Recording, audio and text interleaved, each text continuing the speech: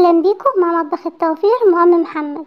النهارده هنعمل مع بعض حواوشي الفراخ بطريقه بسيطه واقتصاديه.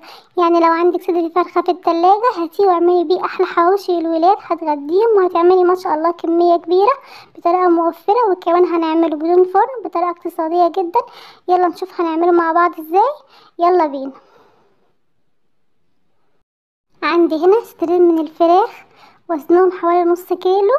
انا جبتهم وغسلتهم كويس وهقطعهم معاكم بالمقص او ممكن تقطعوهم بالسكينه. هقطعهم مكعبات صغيره عشان افرمهم في الكبه. هقطعهم بالشكل ده. حواوشي الفراخ بجد جميل جدا، مش لازم عشان نعمل حواوشي يكون عندنا لحمه، هنعمله بالفراخ يكون طعمه بجد جميل وكمان هيكون غدا اقتصادي. انا قطعتهم بالشكل ده وحطيتهم في الكبه، هفرمهم فرم ناعم بالشكل ده. لو ما عندكيش كبة ممكن تجمديهم في الفريزر وتبشريهم بالشكل ده. عندي هنا كمان بصلاية كبيرة، انا هفرمها بالشكل ده مع الفراخ. يعني فرمت الصدور وفرمت كمان بصلاية كبيرة. وعندي هنا قرنين فلفل انا قطعتهم صغير وكمان حبتين من الطماطم هفضيهم على الفراخ والبصل. وعندي هنا ده نص كوباية من البرغل، انا نقعته حوالي 10 دقايق، غسلته وصفيته كويس من المية. وعندي هنا البهارات، عندي ملح وفلفل اسمر وبودرة بصل وبودرة ثوم والسبع بهارات ومعلقة كبيرة من بهارات الحواوشي. هقلب كل ده مع بعضه كويس، لازم اقلبهم كويس عشان كلهم يتعجنوا كويس، اعجنهم بايدك. طبعا ما شاء الله زودنا الكمية بالبرغل والخضار. وعندي هنا كمان احط عليهم معلقتين زيت كبار علشان الصدور تبقى ما فيهاش نسبة دهن. لو عندك حتة دهنة ضاني او دهنة جمسي ممكن تحطيها، بس لو مش عندك استبدلهم بمعلقتين زيت وهيكون برضو طعمها بجد جميل. انا عجنتهم كويس بالشكل ده. ما شاء الله صدر الفرخ عمل معايا كمية كبيرة لما زودناه بالخضار والبرغل. يلا نشوف هنعمل ايه تاني مع بعض. انا عندي هنا ده عيش البلدي، ده عيش التوميني العادي، انا جبته قسمته بالشكل ده وفتحته بالمقص. هجيبه واحشيه بالخلطة بالشكل ده بالفراخ معلقة كبيرة.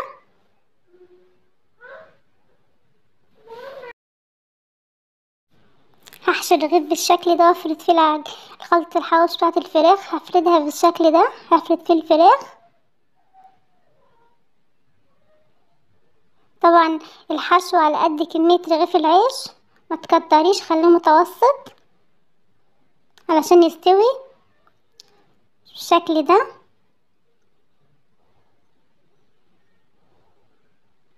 هحشي كمان معاك واحد.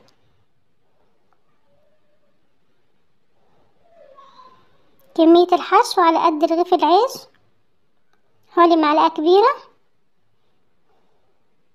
حشيته بالشكل ده.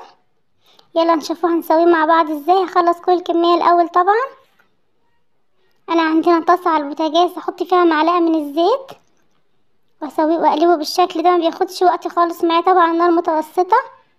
ممكن تسويه في طاسة ألمونيا برضو، صينية ألمونيا على البوتاجاز، مش لازم تيفال يعني.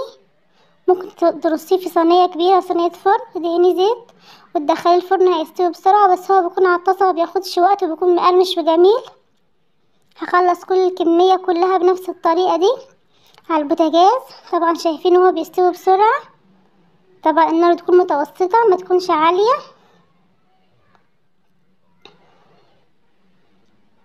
بالشكل ده.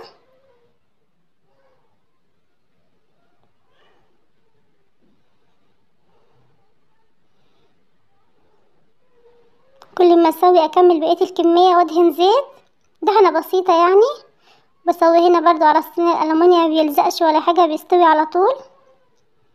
هنا انا سويت الحواوشي بالشكل ده، عمل معايا ما شاء الله كمية كبيرة. عملت معاه سلطة طحينة. طبعا الحواوشي ما شاء بتاع الفراخ بجد جميل جدا وطعمه جميل، وكمان تغيير، مش كل مرة هنعمل بانيه. اي صدر فرخة عندك اعمليه، بجد جميل جدا حواوشي الفراخ، وكمان سريع هتعمليه وانت واقفة. ده عمل مقلي كل الكمية اللي عملها مع صدر الفرخة، ما شاء الله كمية كبيرة. اتمنى يكون الوصفة عجبتكم وتنوروني بالاشتراك.